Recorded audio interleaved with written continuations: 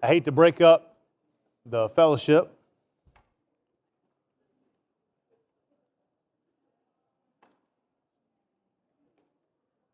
We're going to start our class. I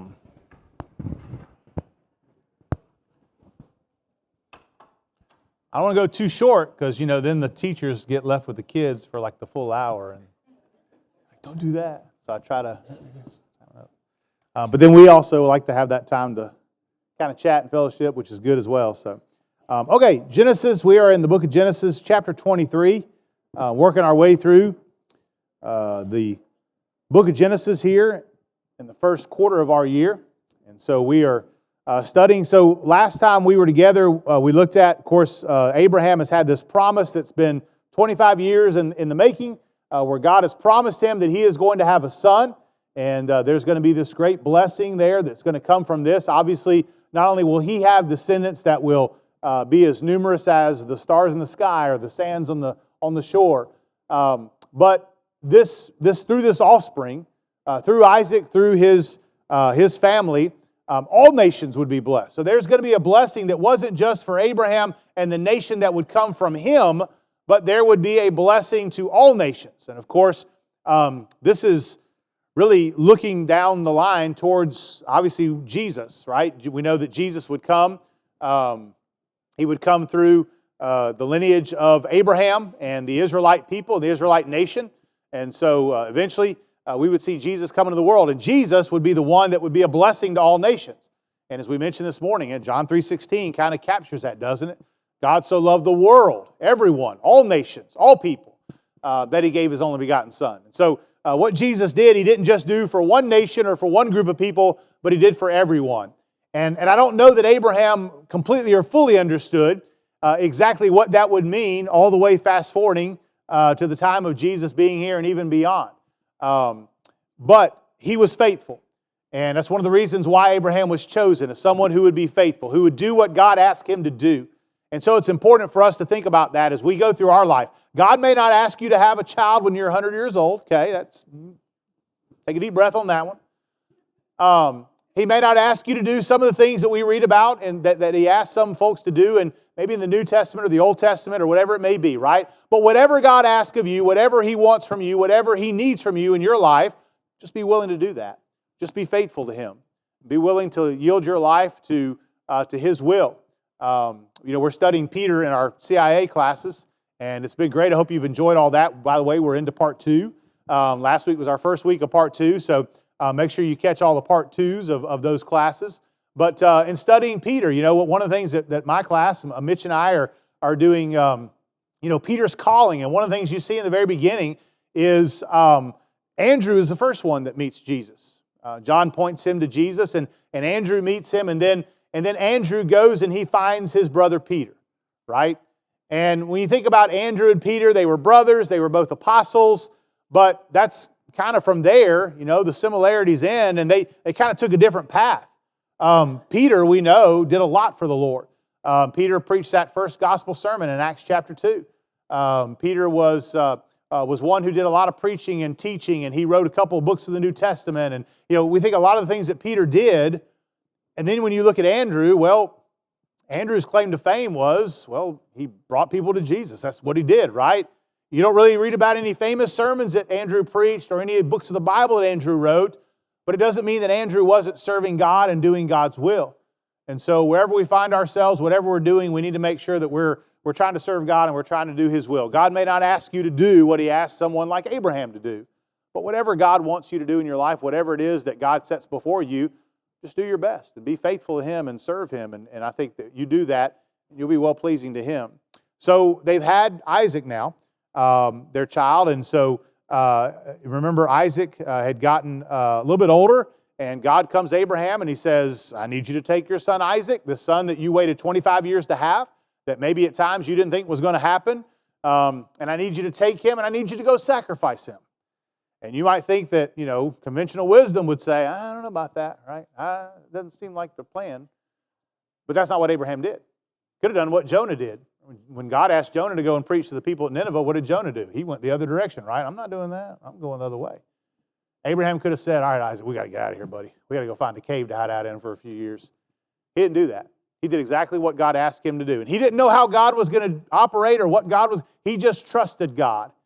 Whatever God's going to do. Of course, remember when we go to the book of Hebrews, we find that Abraham thought, well, I think what God maybe was going to do is just bring him back to life after I sacrifice him, right? But Abraham, there was never a doubt that Abraham was going to do what God asked him to do.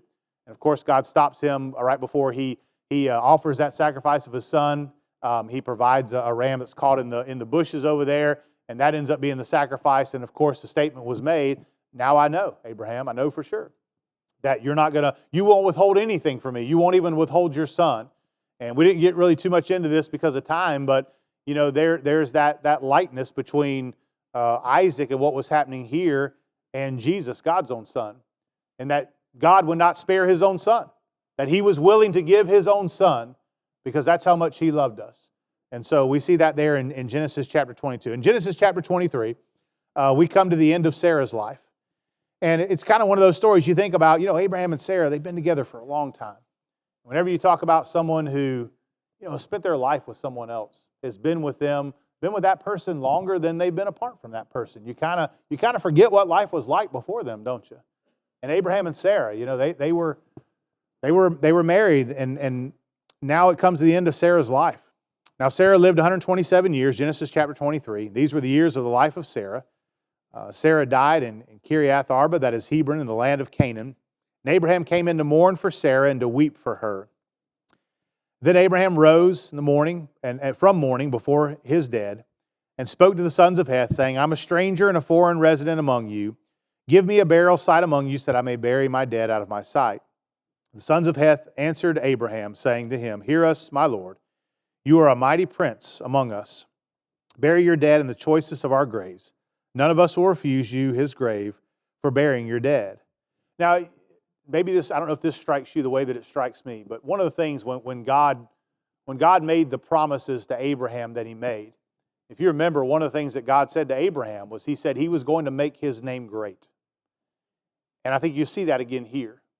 You see how Abraham is revered by those around him, who he is, and just what they thought of him. Here's Abraham, and his wife has passed away, and he's mourning for her, and now he comes to those in this land, and he says, I need a place to bury my wife. And their response to him is they say, look, you're a mighty prince among us. You pick the choice of whatever grave you want, and not one of us will refuse you. Wherever you want, whatever you think is appropriate, whatever you think is the best, you choose it, and we're not going to say no to you.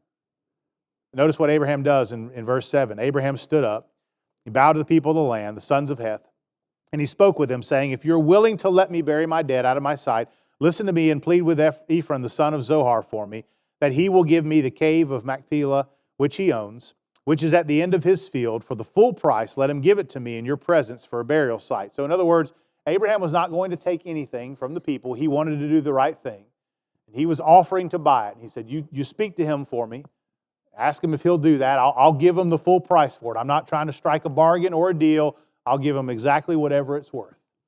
And so they go, verse 10, Ephraim was sitting among the sons of Heth, and Ephraim the Hittite answered Abraham. So the sons of Heth heard, that is, all who entered the gate of his city, saying, No, my Lord, listen to me. And notice that this terminology, calling it just the term of respect here, is I think what they're really giving to Abraham. He says, No, my Lord, listen to me. I give you the field, and I give you the cave that is in it. In the presence of the sons of my people, I give it to you. Bury your dead. And so here again was another one that says, look, you don't have to pay me for it. I don't want your money. I will give it to you. Just you do what you need to do. And again, it shows how respected Abraham was among them.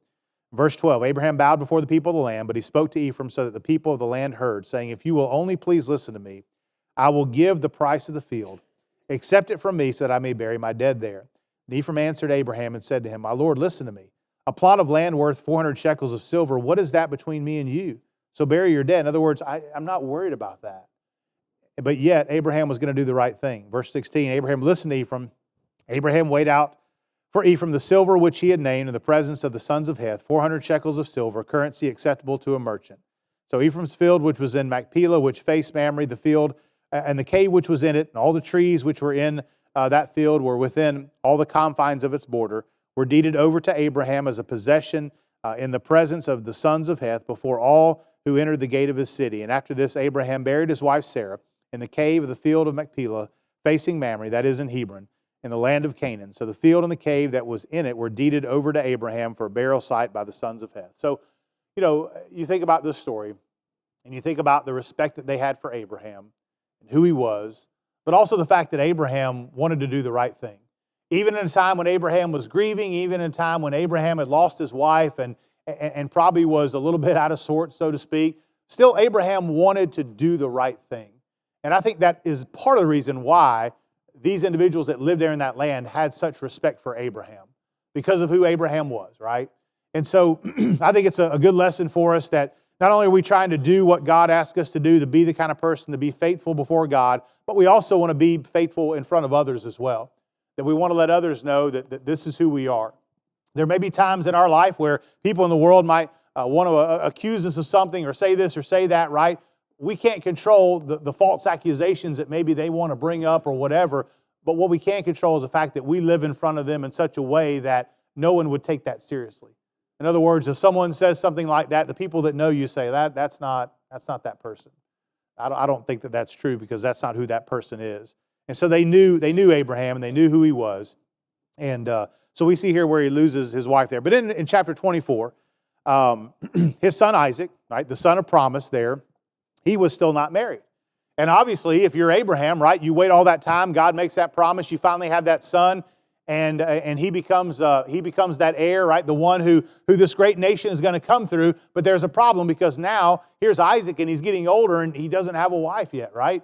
So there's another problem. We got to make sure we take care of that. So what does Abraham do? Well, chapter 24, he was old, he advanced in age, and the Lord had blessed Abraham in every way. And Abraham said to his servant, the oldest of his household, who was in charge of all that he owned, please place your hand under my thigh, and I will make you swear by the Lord, the God of heaven and the God of earth, that you shall not take a wife for my son from the daughters of the Canaanites among whom I live, but you will go to my country and to my relatives and take a wife for my son Isaac. And so the servant said to him, suppose a woman is not willing to follow me to this land. Should I take your son back to the land from where you came? Abraham said to him, beware that you do not take my son back there. The Lord, the God of heaven, who took me from my father's house and from the land of my birth, and who spoke to me and who swore to me, saying, to your descendants I will give this land, he will send his angel ahead of you, and you will take a wife for my son from there. But if the woman is not willing to follow you, then you will be free of this oath of mine, only do not take my son back there. So the servant placed his hand under the thigh of his master Abraham and swore to him concerning this matter. So Abraham wants him to go, this servant, to go and find a wife, an appropriate wife for him. And he makes sure he knows, I don't want you to take that wife from the Canaanites. I want you to go back to my people, and I want you to find a wife for him. And so he sends him on this journey to go and do that, right? And this servant takes that very seriously. And so in verse 10, it says the servant takes 10 camels from the camels of his master, went out with a variety of good things, in other words, gifts, and he set out and went to Mesopotamia, the city of Nahor, and he made the camels kneel down outside the city by the well of water when it was evening, the time that the women would go out to draw water. In other words, he kind of knew, if I'm going to meet somebody, this is going to be the time and the place to do that. So he goes and he says, Lord, grant my master Abraham, please grant me, Lord God of my master Abraham, please grant me success today and show kindness to my master Abraham. Behold, I am standing by the spring, and the daughters of the men of the city are coming out to draw water. Now may it be that the young woman to whom I say, please let down your jar so that I may drink, and who answers, drink, and I will water your camels also. May she be the one whom you have appointed for your servant Isaac, and by this I will know that you have shown kindness to my master. So notice, even this servant of Abraham's, he knows to entreat God. He knows to come before God and say, God, I need you to bless me and to help me with this. Here's what I'm going to do, and please show me the person that you want to be able to be the one that's going to marry Isaac, right, Aaron? Yeah, I don't mean to derail the train here, but what was the significance of placing the hand under the thigh? Well, I think it was just a way that it's kind of like for you and I today, maybe we think about a handshake, right? Just kind of a way by which that they would do that. Exactly what that looked like. I've heard a lot of different things. I don't want to get into that. I already did that last week with something, and you guys are like, I don't know about that. So I don't know. I won't go into that. But I think it was just the way that they signified. Kind of like we would say, well, hey, promise me you're going to do this or whatever. We might say today, do that deal by hand. You shake a hand, you look them in the eye. So that may be the way. So I think it's something kind of similar to that, right? That's just the way that they did it then. And so, he does that, right? He does it. And not only does he do it, but again, he entreats God there. He knows, who God is. Obviously, he knows through Abraham. And he entreats God that he'll have success in doing this and sort of lays it out, right? So he's there and he comes there and it says that, verse 15, he came out before he had finished speaking. Behold, Rebekah, who was born to Bethuel, the son of Milcah, the wife of Abraham's brother Nahor. So again, a relative here of his, right? Came out with a jar on her shoulder. The young woman was very beautiful, a virgin. No man had relations with her. She went down to the spring, filled her jar, and came up. Then the servant ran to meet her and said, please let me drink a little water from your jar. And she said, drink, my lord. And then she quickly lowered her jar to her hand and gave him a drink. Now when she had finished giving him a drink, she said, I will also draw water for your camels until they are finished drinking. So there's the sign he was looking for, right? This is what he was wanting, this response. And this is exactly the response he gets from her. Verse 20, she quickly emptied her jar into the trough and ran back to the well to draw, and she drew for all of his camels. Meanwhile, the man was taking a close look at her in silence to find out whether the Lord had made his journey successful or not. So he's trying to chew on this and say, okay, is this the one? When the camels had finished drinking, a man took a gold ring weighing half shekel and 2 bracelets for her wrists weighing 10 shekels in gold. And he said, whose daughter are you? Please tell me, is there room for us to stay overnight at your father's house? And she said, I'm the daughter of Bethuel, Milcah's son, whom she bore to Nahor. Again, she said to him, we have plenty of both straw and feed and room to stay overnight. And the man bowed low and worshiped the Lord. And he said, blessed be the Lord, the God of my master Abraham, who has not abandoned his kindness and his trustworthiness toward my master. As for me, the Lord has guided me in the way to the house of my master's brothers. And so God had answered his prayer, right? And that's what he wanted, for God to answer his prayer. You might imagine, somebody like this servant of Abraham's. Abraham sent him on this mission. And this is not like, hey, I need you to run down to the grocery store and see if you can find some non-fat milk or something, like I need you to look for this specifically, right? This is more than that. Hey, I need you to go get a wife for my son and don't mess it up. That's not what Abraham said. But you might think in this man's mind, like, I don't need to mess this up. This is a serious thing. Because Abraham was already very, he was saying, look, I don't want you to go to the Canaanite people. I want you to go to my family, and I want you to see if you can find someone there. What if I can't? If you can't do it, you try your best, you can't do it, then I release you from this bond. But please go and try to do this. And so he wants to be successful for the sake of his master Abraham, for the sake of what Abraham's request was, and even what this would mean for Isaac and who he would marry, right? And so he comes and he asks God to show him. And of course, he sees this there. And the Bible says that when he sees all of this, and he's taken by her. In other words, she says, yes, we have plenty. You come and you stay with us, right? He's basically seeing that God is answering this prayer for him. And so he's thankful, right? And I think that's a lesson for us in that we think about, we already talked about this morning, asking, seeking, knocking, right? But when God does answer those prayers, do we just take our blessing and go on our way? Or do we stop to thank God? It's kind of like the story about the 10 lepers. You remember when Jesus heals those lepers and they're on their way to show themselves to the priest, but one of them says, whoa. I got to go back and say thank you. I mean, he just changed my life. This is not just like, some little thing. He's changed my life. And so he went back to say thank you. So here is this servant, and the Bible says he bows down and he worships God at this moment. And he says, blessed be the Lord, the God of my master Abraham, who has not abandoned his kindness and his trustworthiness toward my master. As for me, the Lord has guided me in the way to the house of my master's brothers. In other words, he's allowed me to be successful in what I'm doing. Excuse me. Then it says, the young woman ran, this is verse 28, and told her mother's household about these things. Now Rebekah had a brother whose name was Laban, right? We'll read more about Laban after a while, won't we? But Laban runs outside to the man at the spring, and when he saw the ring and the bracelets on his sister's wrist, and when he heard the words of his sister Rebekah saying, this is what the man said to me, he went to the man, and behold, he was standing by the camels at the spring, and he said, come in, blessed of the Lord. Why do you stand outside, since I have prepared the house and a place for the camels? So he entered the house. Laban unloaded the camels, gave straw and feed to the camels, water to wash his feet, the feet of the men who were with him. When food was set before him to eat, he said, I will not eat until I have stated my business. And so this was how important it was to him, right? I mean, you think about, you've traveled this journey, you've come and you're looking for this, and you've met this woman, and here you are, and you finally get to her house, and there's this meal prepared for you. You know you're hungry. And he says, I'm not eating a bite until I tell you what's going on and why I'm here and what I'm here to do. And so he does that. And he says down in Laban says to him, speak on. So verse 34, so he said, I'm Abraham's servant.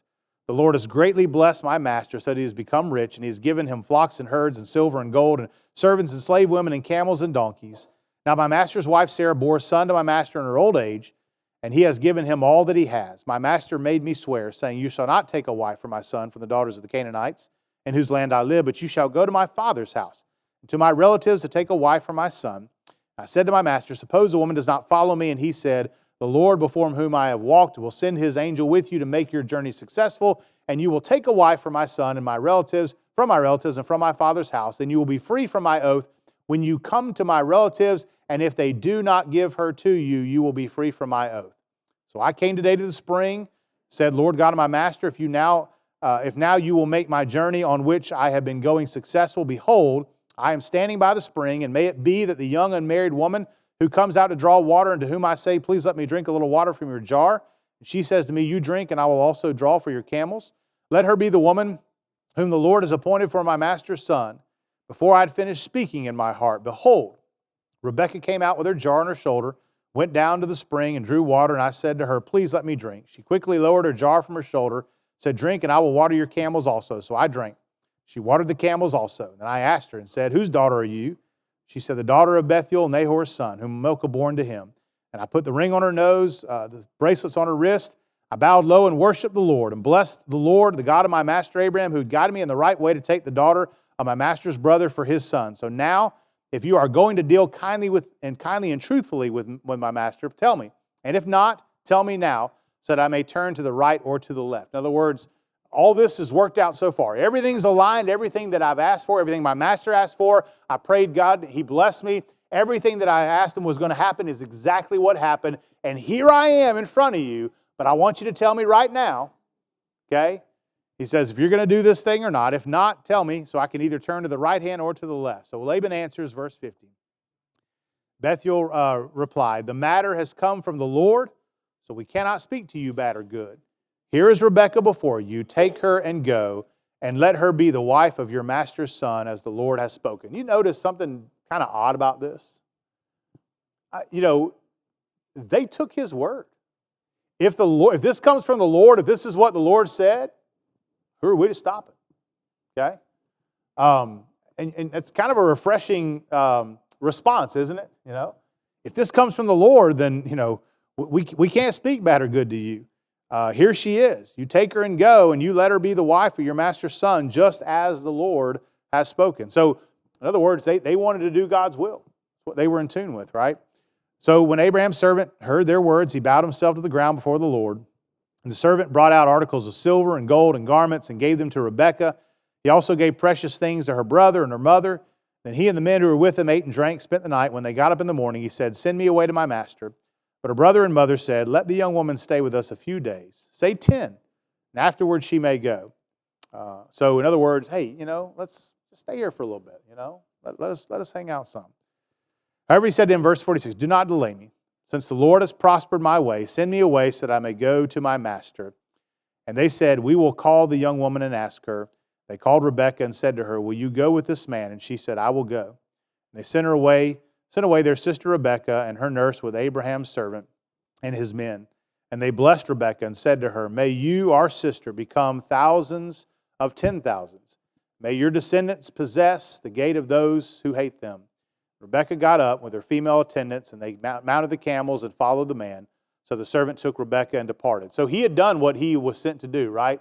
He had fulfilled this task, and he didn't want to delay. He didn't want to hang around. He said, no, let me go back, right? I don't want you changing your mind. I don't want you doing something different. You've agreed to this. She's agreeing to this. Let me go now. And so they bless Rebekah, and they send her on her way. And then you see what happens here when they come back. Verse 62. Now Isaac had come back from a journey to Beer Lahai Roi, for he was living in the Negev. Isaac went out to meditate in the field toward evening, and he raised his eyes and looked, and behold, camels were coming. Rebekah raised her eyes, and when she saw Isaac, she dismounted from the camel. She said to the servant, "Who is that man walking in the field to meet us?" And the servant said, "He is my master." And then she took her veil and covered herself. The servant told Isaac all the things that he had done. Isaac brought her into his mother Sarah's tent. He took Rebekah, and she became his wife, and he loved her. And so Isaac was comforted after his mother's death.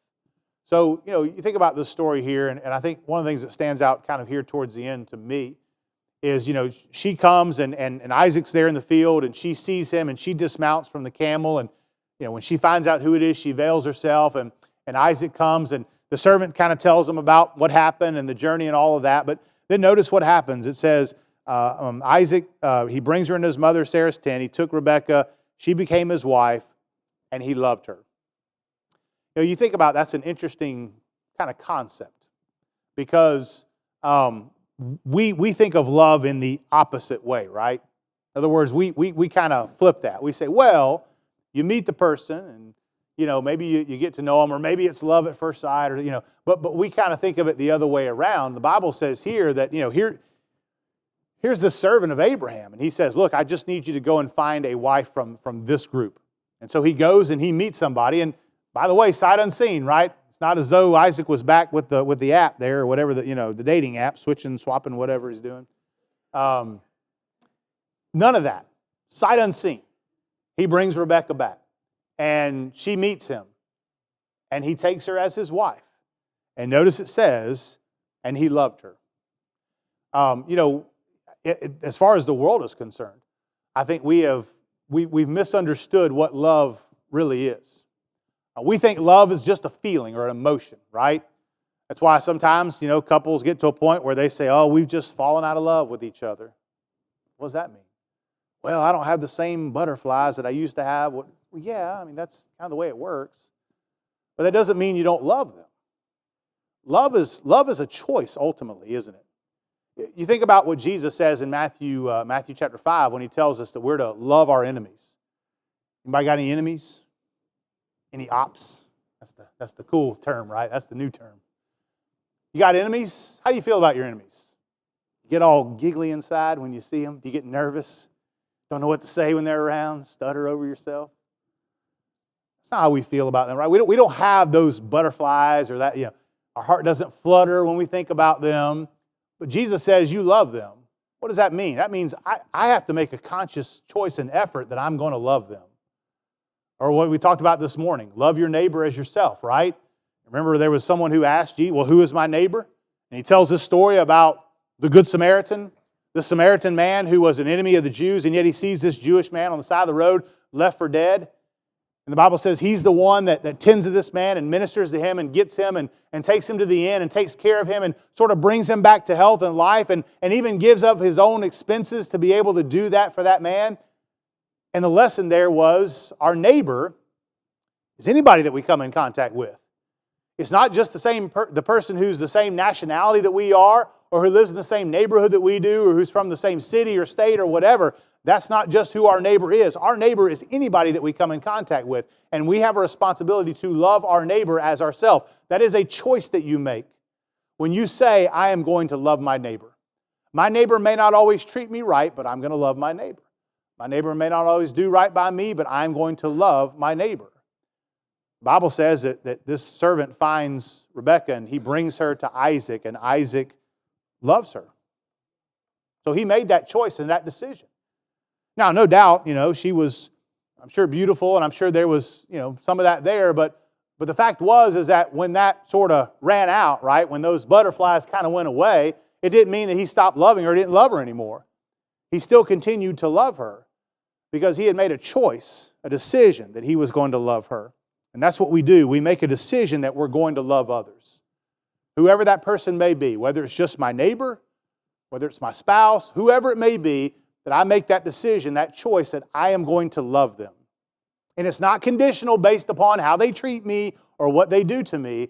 I'm going to love them, right? And so he makes that decision that he loves her. And so I just think that's interesting, the way that it kind of words that and how it says there that, here's this person that he's never seen before, and yet she's going to be his wife. And he's like, okay, He doesn't say, well, give me a couple weeks and let me see how this works out, I may not like her, She may not be the cleanest person. She may not fold the clothes the way I think she ought to. She may not, I don't know. None of that, right? He loves her.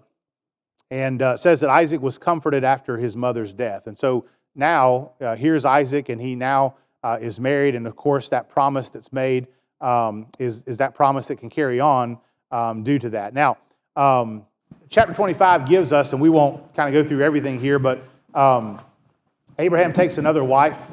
And we find out later on that this was probably more so of a concubine rather than just a wife there. But it mentions that in verse 1. And of course, he has a lot of offspring, a lot of children with her. And so you'll notice that there in kind of the verses that follow in verse 2 and following there. By the way, 1 Chronicles 1:32 is what talks about that being a concubine. But notice that, again, so here's Abraham, right? And Abraham's got, he's already got Ishmael, and he's got Isaac. And then he has this other woman, and he has all of these children with her. And it mentions those again in verses 2 and following, right? Is there somebody that...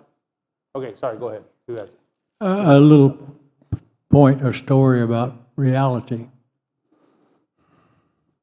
I worked with a guy in Palatka, 35 miles from here, at the paper mill there. He was a Muslim from Turkey. And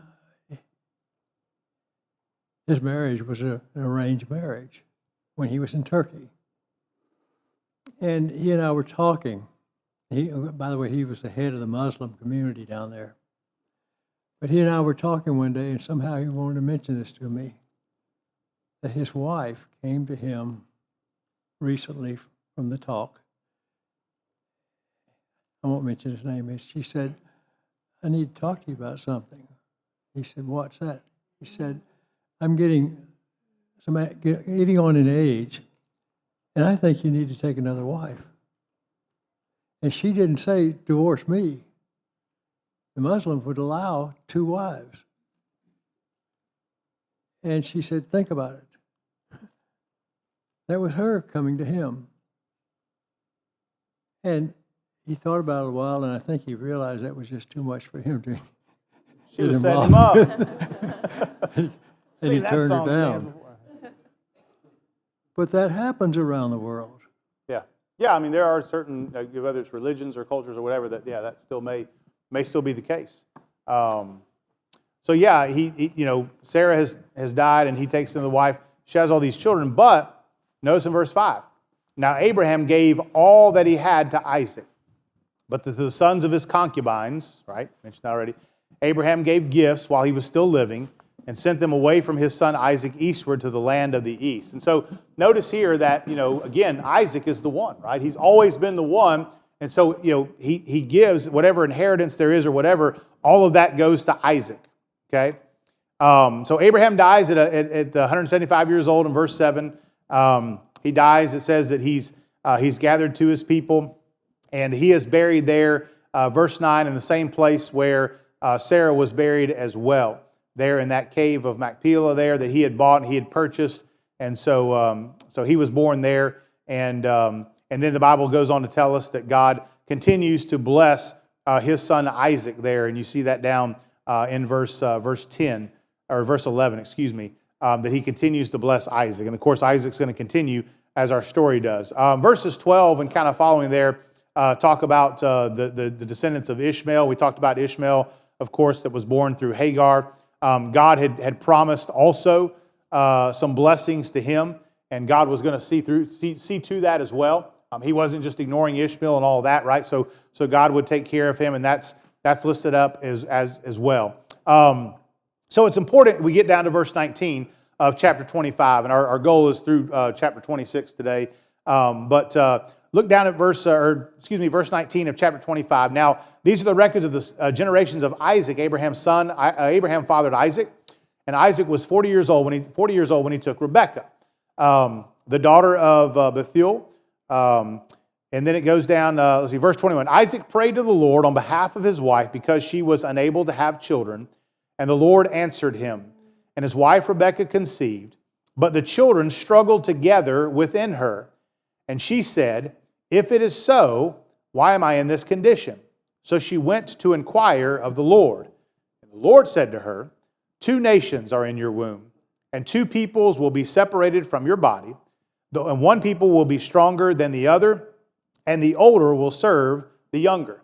So God has kind of told her what's going on, right? She's kind of wondering about what's happening, what's going on.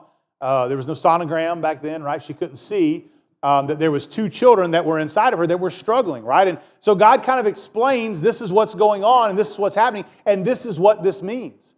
And so remember this, because this is going to come into play as we move forward in this story of Isaac, Rebekah, Jacob, Esau, and all this, right? He says, 2 nations are in your womb, 2 peoples will be separated from your body, 1 people will be stronger than the other, and the older will serve the younger. Now that's backwards, right?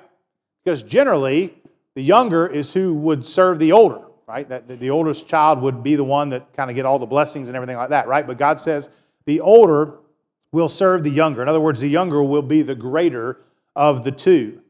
When her days leading to the delivery were at an end, behold, there were twins in her womb. Now the first came out red all over like a hairy garment, and they named him Esau. And afterward his brother came out with his hand holding on to Esau's heel. And he was named Jacob, and Isaac was 60 years old when she gave birth to them. When the boys grew up, Esau became a skillful hunter, a man of the field.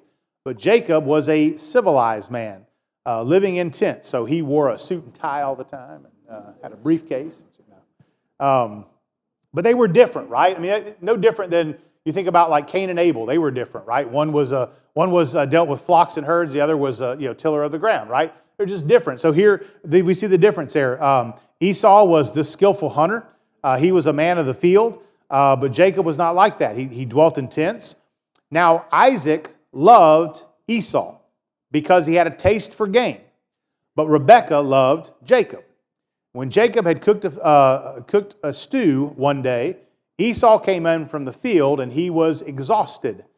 Esau said to Jacob, please let me have a mouthful of that red stuff there, for I'm exhausted. Therefore he was called Edom by name. Jacob said, first sell me your birthright. And Esau said, look, I'm about to die, so of what use then is the birthright to me? And Jacob said, first swear to me. So he swore an oath to him and sold his birthright to Jacob. Then Jacob gave Esau bread and lentil stew, and he ate and drank and got up and went on his way. So Esau despised his birthright. So this tells us a little bit about the personality of these two, right? Because we're going to see this story of these 2 brothers, and even going forward, even into adulthood, how they interact with one another and how they treat one another.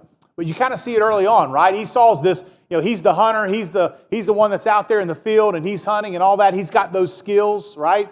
And Jacob's not like that. He's living inside but he's one day he makes this stew and Esau's been out there, and you can imagine, he's out there. Maybe he hasn't had anything to eat in a while.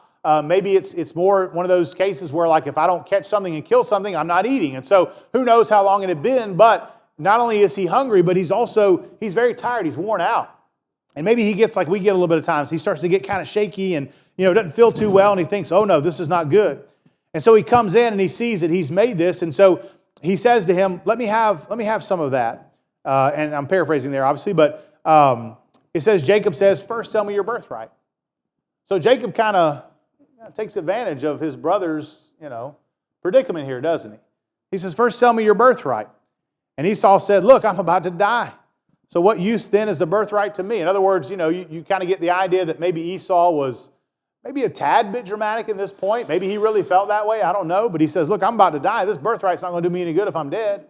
So you might as well take it then, if that's what's going to get me what I need to be able to eat, to be able to live. And so Jacob says, first swear to me. So he swore an oath to him and sold his birthright to Jacob. And so Jacob gave him something to eat, and he eats and he drinks, and he gets up and he goes on his way, right? I mean, I'm good now, right? Maybe that wasn't as bad as I thought it was. So Esau despised his birthright. Now, again, that's going to come into play, right? And we're going to see some more about that as we study. We won't get into all that this week. Probably in the next week, we'll get into that a little bit more and kind of see, something that talks about, and not only that, but when we get to the New Testament, there's a reference back to this as well. to these two brothers and kind of what happens here. But it kind of gives you an idea about these brothers and just kind of, their relationship with one another, right? And kind of how they were growing up and some things about them. But I also don't want us to forget there what it says about them even before that. It says that, is it verse 28? Now Isaac loved Esau because he had a taste for game, but Rebekah loved Jacob. Right? So that's going to come into play as we move forward a little bit. But, Dad loved Esau. Why? Because, man, Esau, he can hunt, and boy, I love that stuff that he catches and cooks up for me, right? But Rebekah loves Jacob. And then you think about what she thinks about as far as that promise that God had made, or not promise, but the sort of the prophecy that God had given about what was going on in her womb and how much that's going to come into play as we go forward a little bit. Chapter 26, we don't have time to get too much into this, but in the beginning of this chapter, this is where Isaac is having to travel, and he does exactly what his father did. Comes to a place where he's afraid that because of his wife and her beauty that maybe they might take his life on account of her, so he says, you tell them you're my sister. Remember, we talked about this already. This was kind of a thing during those days, that was kind of something that a lot of people did. It was this this idea of any woman kind of being referred to or called sister, right? And again, there was a sort of a relationship, not sister-wise, but there was a relationship there. But for him, it was just, hey, this is something that Dad did, and I'm going to do the same thing, right? And it's the same Abimelech, as far as we know, who this happens to. And of course, as we mentioned already, this is what he's told. But he looks out, he looks through a window, and he sees the two of them together. And whatever they're doing, he says, wait a second, this is not your sister. There's no way. And of course, Isaac confesses that. He says, I thought I might be killed on account of her. And of course, Abimelech says kind of the same thing he said to Abraham, right? What is it you've done to us? One of the people might easily have slept with your wife, and you would have brought guilt upon us. And so he commanded all the people, saying, he who touches this man or his wife will certainly be put to death. And so, of course, he kind of stops all that from happening. But Isaac is certainly blessed in the land that he lives in there. The Bible goes on to talk about that. And then the story there in verses 18 and following about the dispute over the wells. And you think about the wells that and kind of what that was back then. Obviously you had to, if you're going to get water, you had to have a well.